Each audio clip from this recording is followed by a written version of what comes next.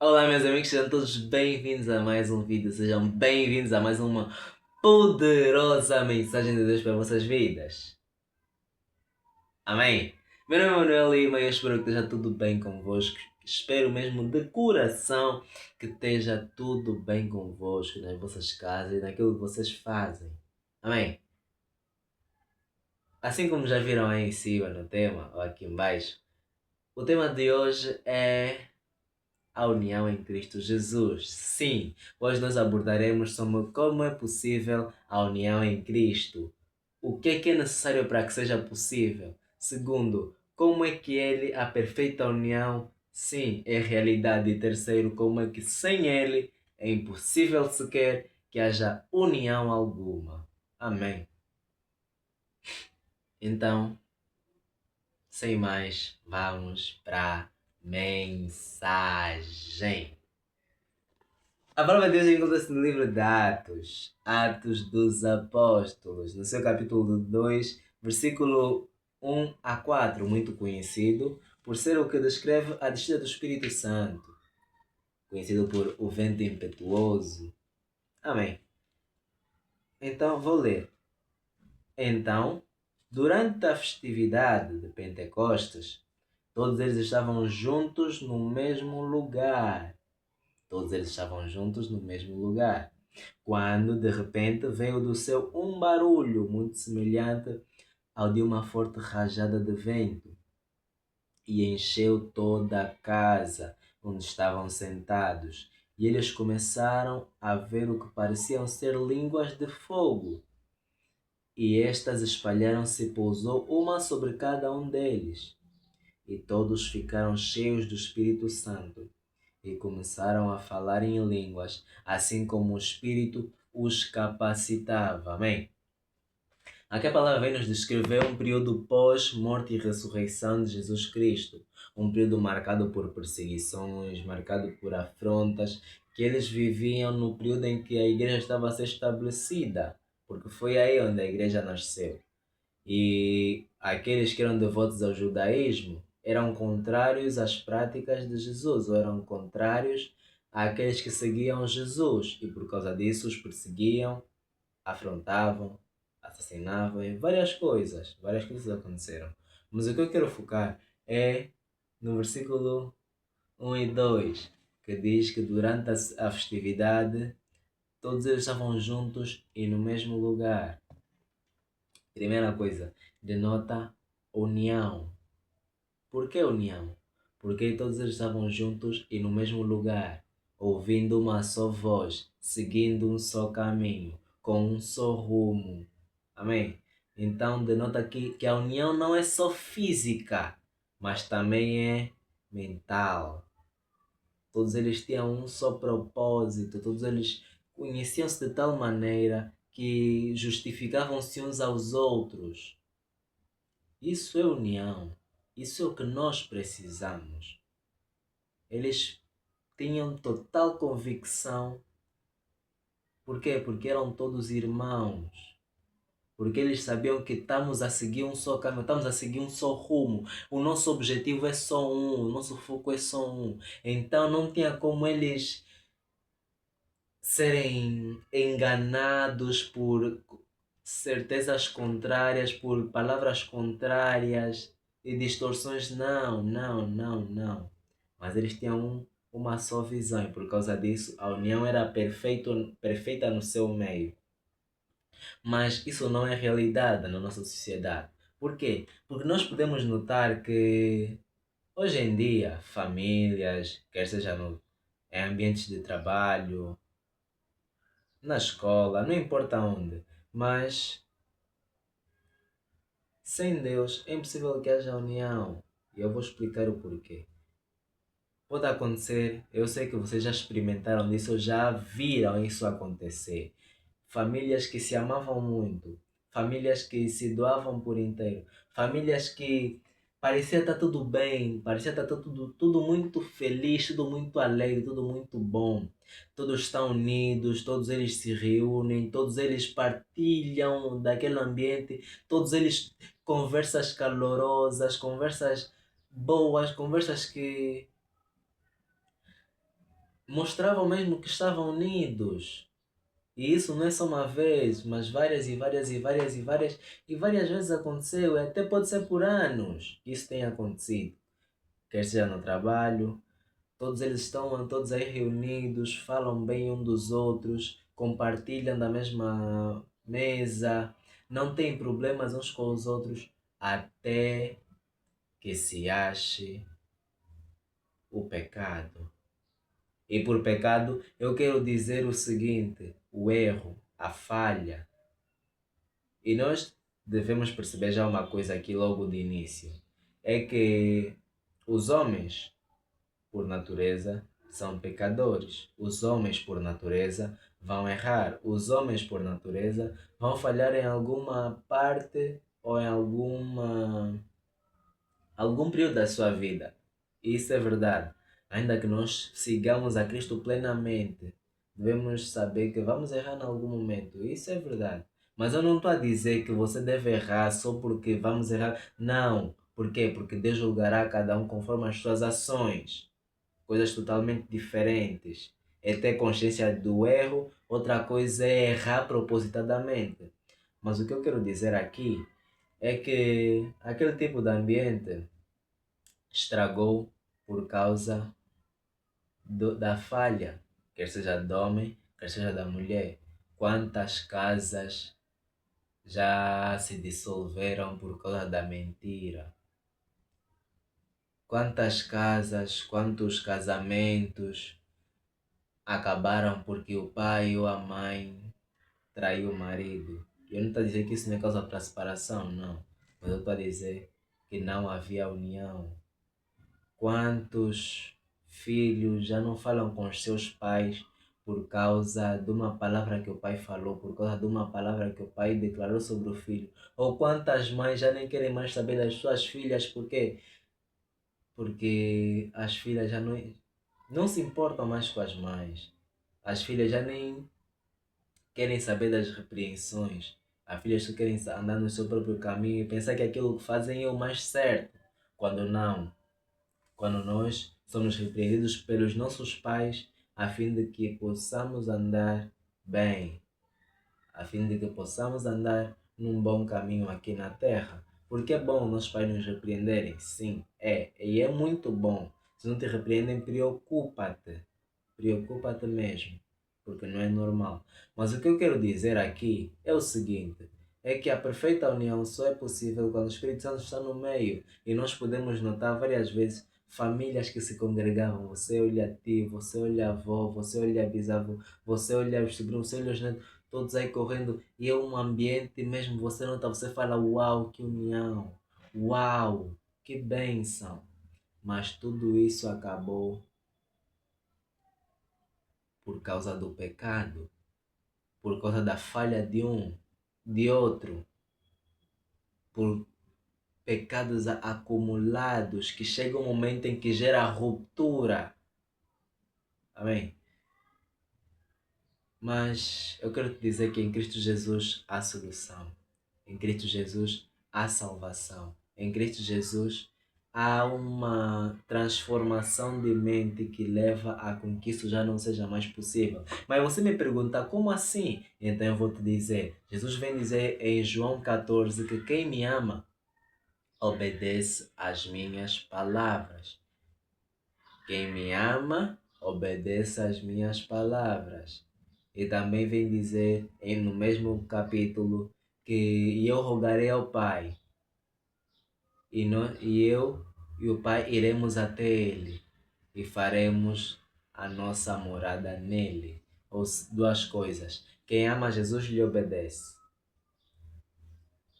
Se você segue a Jesus, se você ama Jesus, a obediência é a primeira característica visível em ti. Segundo, ele só faz morada naquele que lhe ama, naquele que lhe obedece. Por quê? Porque ele vem dizer em Apocalipse 3:20 que eis que estou à porta e bato, aquele que ouvir a minha voz e abrir a porta, nela eu entrarei e farei morada. Ele só permanece aonde há obediência,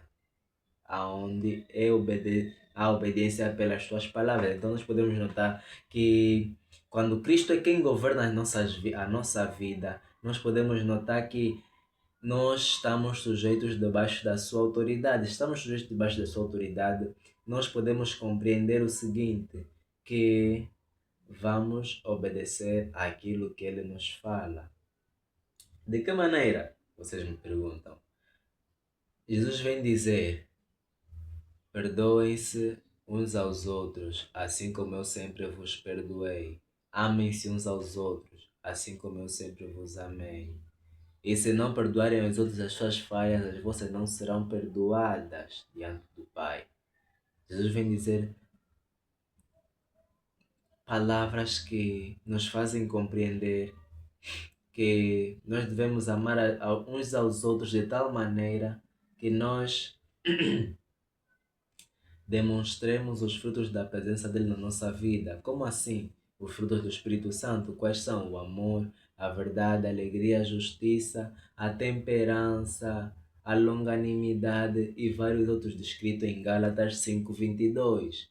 Mas isso só é possível quando nós obedecemos a sua voz. E no seio cristão, eu não estou a dizer que não existam falhas, não existam erros, não. Mas temos um fiel ajudador que nos diz sempre quando estamos a errar, a fim de corrigirmos o nosso erro, porque ele permanece onde há obediência. Então nós demonstramos frutos de justiça, frutos de iluminadores do mundo e de sal da terra. Amém? Então nós podemos perceber que quando é Jesus governando as nossas vidas, a perfeita união, sim, é possível. Que mesmo quando errarem contigo, sim, você vai saber perdoar por se colocar no lugar daquela pessoa. Que quando falharem contigo, vais saber se colocar no lugar daquela pessoa em dizer que mesmo que você não mereça o perdão, mas eu te perdoo. Porque, primeiro, você quer ser perdoado e segundo, o perdão nos liberta. O perdão nos liberta de uma carga emocional gigante, carga negativa emocional que nós carregamos porque não perdoamos. Mas com o perdão, nós nos tornamos mais leves, mais suaves. Você se sente mais leve quando você perdoa. Se você não perdoar, não há leveza que você carrega, mas você carrega amargura, você carrega ódio, você carrega mágoa. E isso aqui não é base de união, mas é base de desunião, é base de afastamento. Famílias perfeitas acabam quando Cristo não governa. Por quê? Porque não há perdão, porque não há amor, porque não há sinceridade, porque não há honestidade, porque não há fidelidade. Não há isto aqui que eu vou dizer, uau. Não há humildade em saber reconhecer o erro que você comete e pedir perdão pelos teus pecados, pelos teus erros aos outros. Por quê? Porque estás a te humilhar e não te podes humilhar. Onde é que já se viu isso? Sim, no mundo. Mas em Cristo isso não existe. Eu não estou a dizer que não existam cristãos que não façam. Não é isso que eu estou a dizer, mas o que eu estou a dizer é que é isso que deve existir. Pois embora não pratiquem, mas é isso que há. Mas eu sei que há quem pratica, aqueles que praticam, aqueles que se mantêm fiéis até o fim e que Jesus Cristo é quem os justifica. Então, a união sim é perfeita, é possível, mas somente quando é Cristo governando. Por quê? Porque aí haverá perdão, porque aí haverá reconhecimento de falha, porque aí haverá verdade por amar ao outro de tal maneira que eu vou querer que você seja transformado, que você melhore, que você seja curado. Por quê? Porque ninguém é perfeito. Então, eu quero que você seja edificado e é isso que existe em Jesus Cristo, não no mundo. É isso que existe quando é Deus governando. Não quando você está perdido lá nos seus próprios pecados, pensando que você é melhor do que os outros e superior. Não. É lá. Aqui não. Aqui o que existe é a perfeita união motivada pelo Espírito Santo do Senhor, que nos repreende do erro e que nos ajuda a corrigirmos os nossos caminhos. Isso existe. O contrário é lá no mundo. Aqui em Jesus Cristo, não. Mas a palavra vem nos dizer em 2 de Timóteo, no capítulo 3, versículo 16 e 17, que toda a escritura é boa e é benéfica para corrigir o erro, para endireitar a injustiça e para tornar o servo de Deus plenamente apto para todo tipo de boa obra.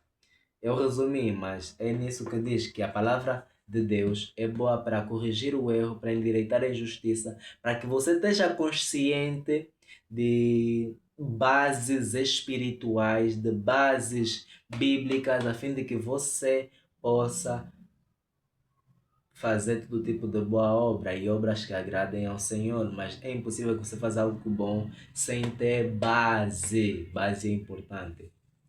Então, no período em que Paulo escreveu isso para o jovem Timóteo, foi num período em que não havia o Novo Testamento, só havia o Antigo. Por isso ele referia-se ao Antigo, que tudo que estava lá escrito era bom para edificar, corrigir e endireitar. E nós podemos ver como exemplo no Antigo um resultado da perfeita união que gerou um milagre extraordinário na Judeia. É um período marcado por foram levados cativos, não havia ninguém na cidade e por causa disso as cidades estavam em ruínas, aquela cidade tinha sido completamente destruída. Estamos a falar de quê? Da Judeia, no tempo de quem? De Neemias. Neemias clamou ao Senhor, repetindo as mesmas palavras do Senhor, dizendo: Senhor, o Senhor já disse que se nós nos arrependêssemos e nos convertêssemos nos nossos próprios caminhos por te seguir novamente, o Senhor nos ajuntaria novamente, porque eles tinham sido afastados, tinham sido espalhados por causa dos seus próprios erros. Mas ele disse que se nós nos arrependêssemos e voltássemos para ti, o Senhor nos reuniria de todos os lugares pelos quais o Senhor nos espalhou. Neemias usou das palavras do Senhor para falar com ele. E o Senhor o respondeu. E por meio de sinais, permitiu com que Neemias voltasse e reconstruísse a cidade, ou com o propósito de reconstruir a cidade. Mas a cidade era muito grande, nós podemos ter isso em conta. Neemias só foi com uma coisa: a bênção do Senhor, a palavra do Senhor, a vontade do Senhor, que era de quê? Voltar a edificar aquela cidade, ou a cidade dele. E o que aconteceu nesse percurso? Aconteceu que, chegando lá, Neemias viu toda a realidade, não tinha falado ainda com ninguém, mas chegou um momento em que Neemias explicou do seu propósito para aqueles que estavam com ele. Depois de explicar, todos eles alegraram-se sobremaneira. Por quê? Porque eles também habitavam naquela cidade. Todos eles eram judeus e vendo aquilo era uma completa tristeza e humilhação. Mas com o mesmo foco, com o mesmo objetivo. Isso está escrito em Neemias, capítulo número 3. Vou deixar aqui embaixo. O capítulo inteiro está escrito sobre vários homens que deram de si, construindo cada parte da cidade. Cada parte da cidade, todos eles estavam juntos, unidos no mesmo propósito. Qual era? Reconstruir a cidade. E foi possível? Foi sim, foi mais do que possível reconstruir a cidade. Por quê? Porque todos eles estavam unidos no mesmo propósito. Eles estavam unidos com a mesma consciência, eles estavam unidos no mesmo espírito. De modo que mesmo com dificuldades que vieram, eles resistiram. E quais foram essas dificuldades? Povos que se reuniam para virem guerrear contra eles, mas mesmo assim eles encorajavam-se uns aos outros por permanecerem unidos. Mesmo diante da dificuldade, eles não desistiram. Eles resistiram e foram até o fim e mostraram-se mais do que vencedores. Por quê? Porque a perfeita união estava no meio deles. Porque Jesus estava no meio deles, porque o Espírito Santo é quem governava cada um deles. Amém? Então, com isso, eu quero terminar dizendo o seguinte, que o milagre da vida deles, qual era o milagre? Era a cidade foi reconstruída em apenas em pouco tempo, primeiro. Por causa da união deles, a cidade foi reconstruída em pouco tempo. Por causa da união deles, eles viveram um milagre em pouco tempo. Segundo, a perfeita união fez com que em 52 dias toda a cidade fosse plenamente edificada. Terceiro, a perfeita união permitiu que, mesmo diante das dificuldades, todos eles resistissem, todos eles deram de si para que não fosse possível com que a afronta os derrubasse, mas antes eles foram mais do que vencedores no seu propósito. Amém? Então, com isso eu termino dizendo que a perfeita união só é possível se Jesus Cristo é quem estiver governando a tua casa, é quem estiver governando a tua vida. Amém? Obrigado. Meu nome é Manuel Lima e estamos juntos para mais uma mensagem. Fui.